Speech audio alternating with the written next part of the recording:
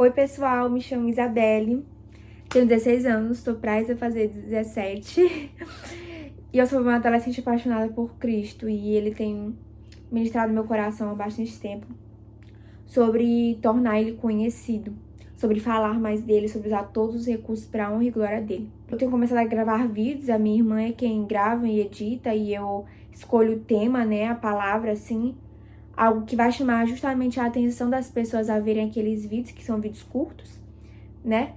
E faço o roteiro, né? Pego versículos, fico meditando sobre o que o Senhor tem ministrado no meu coração e eu trago de uma maneira rápida, né, para as pessoas. Mas aí você falou assim, não, tem como fazer mais também. Tem mais, tem como... E aí veio essa ideia de gravar vídeos aqui, esse vídeo aqui que vocês estão vendo agora, que é o primeiro. É de uma maneira bem menos edição, uma coisa mais, um vídeo mais longo, para aprofundar mais na palavra, explicar mais para vocês. Mas eu já adianto que aqui também não está tudo, gente. Por quê? Porque o Senhor, Ele é um Deus de novidades, é algo que eu gosto muito de falar.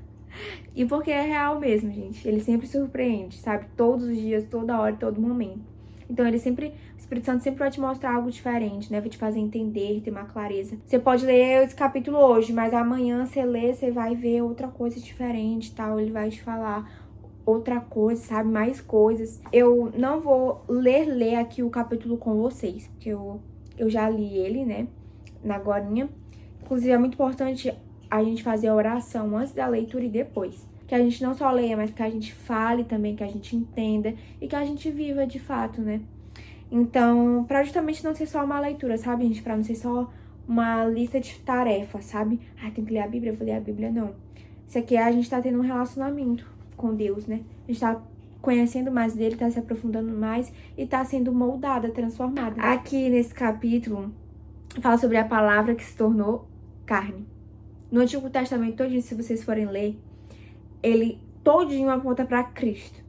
Gente, todinho aponta pra Cristo. Pra vinda do Messias, né? É um Deus todo-poderoso que se tornou carne pra poder pagar uma dívida que não era dele, que era nossa. Uma dívida que nós não conseguiríamos pagar por si só. E ele amou tanto a gente que ele não tinha nenhuma obrigação de fazer isso. Mas ele veio e fez algo, tipo assim, nunca visto.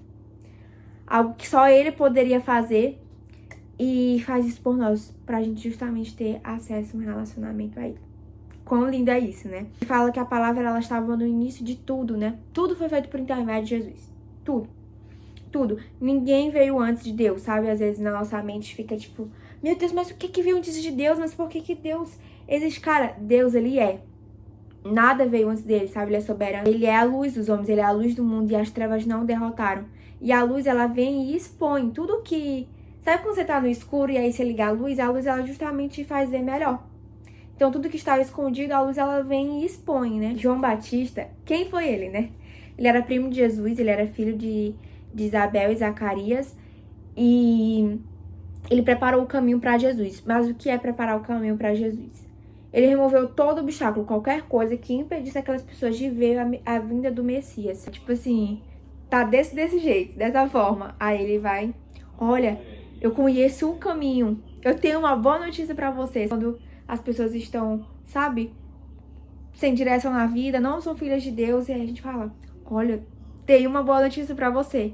Você lê a palavra, você conhece a Cristo, você vai aos cultos, você tem comunhão com os irmãos, sua vida é transformada, enfim, outras diversas coisas que acontecem. Ou seja, o recado é justamente pra avisar, pra justamente preparar aquele povo, pra fazer aquele povo ter os olhos voltados para Cristo. E aqui também fala, né, que ninguém jamais viu a Deus, mas o Deus unigênito o tornou conhecido.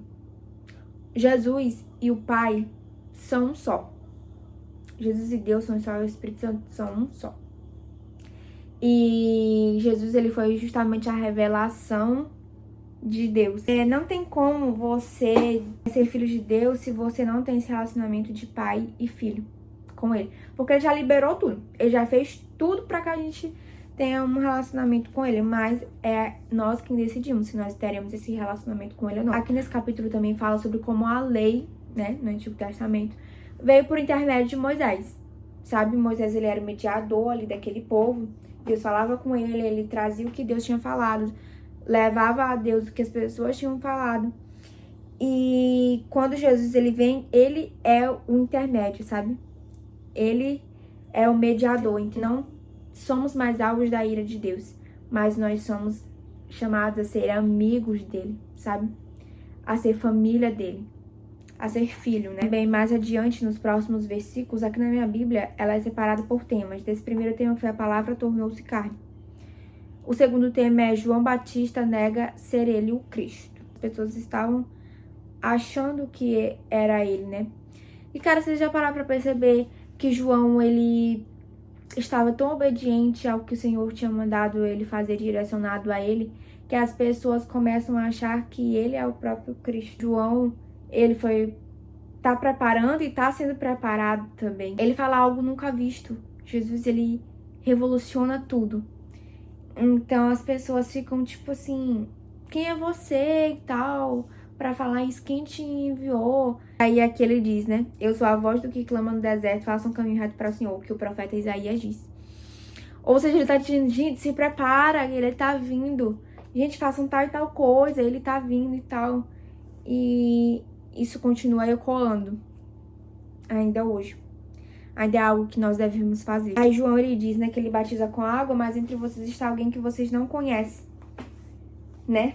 E aí ele diz que ele não é digno nem de desamarrar as correias das sandálias dele. Que humildade.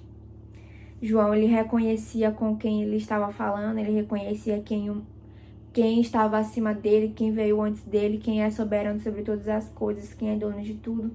Ele sabia a razão e o porquê, o motivo de viver. Estava convicto de quem ele era, de quem é a voz, né, que chamou ele. No dia seguinte, João viu Jesus aproximando-se e disse, vejam, é o Cordeiro de Deus que tira o pecado do mundo. No Antigo Testamento, o sangue do Cordeiro, né, eles eram um ato de arrependimento, de reconhecer a soberania de Deus, né, e tudo isso já apontava para o sacrifício supremo, perfeito, né, que era Jesus. Aqui no versículo 35, 2 discípulos passam por Jesus. E aí ele pergunta o que aquelas pessoas querem. E ele pergunta isso pra gente ainda, o que vocês querem? Eles quiseram saber onde ele morava, né? E aí ele fala, venham e vejam. Mais adiante também a gente vai ver que Filipe, ele diz isso pra Natanael também, quando Natanael questiona ele se vem algo bom de Nazaré. Então, não tem como a gente conhecer os pensamentos dele, provar da vontade dele, viver a vontade dele, se a gente não for lá e quiser conhecer e buscar e, sabe, procurar. E ele promete, né, que nós encontraremos, ele se permite ser encontrado. No versículo 43 é quando Jesus ele encontra Filipe e ele só diz, siga-me pra Filipe. Filipe vai lá e segue ele. Cara, olha quem tá falando com ele. Basta um siga-me de Jesus, sabe? Larga tudo. Faz o que ele quer, sabe? Entrega o teu caminho ao Senhor e o mais ele fará. E aí, Filipe, mais adiante, ele encontra Natanael e fala, nós achamos sobre quem Moisés escreveu na lei e a respeito de quem os profetas também escreveram. Jesus de Nazaré, filho de José. Cristo, ele é a própria lei. Ele não veio pra dizer que a lei é ruim, tipo, não. Ele veio pra cumprir ela. A lei, ela nos instruía como viver, né? O que fazer. Mas ela era como se fosse um espelho. Ela mostrava, né, o pecado. E quanto mais a gente viu que era pra fazer, mais pecava. E aí ela era um espelho. Ela mostrava a sujeira, mas não limpava. Aí vem Jesus e limpa a sujeira. No versículo 48, Natanael, ele pergunta, né, de onde Jesus conhece ele. Ele fala que já tinha ouvido antes mesmo de Filipe chamar ele. Forte. Porque o Senhor, ele já nos conhece. Antes da gente ir de encontrar ele, ele já tá aqui de encontro conosco. E quanto encontros a gente não foi de encontro a ele, né? Deixou ele lá. Gente. Filipe ter falado pra Natanael fez Natanael ter um relacionamento com Cristo. O testemunho, né? A testificação. Não é pra nós guardarmos só pra nós mesmos o conhecimento, a beleza de Cristo.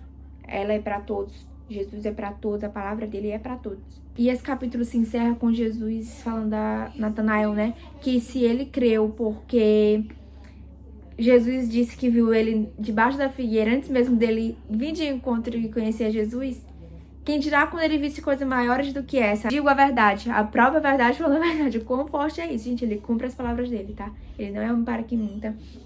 Ele é verdadeiro, ele é fiel, então nós temos que ser fiéis como a ele, cumprir a nossa palavra. Digo a verdade, vocês verão o céu aberto e os anjos de Deus subindo e descendo sobre o Filho do Homem.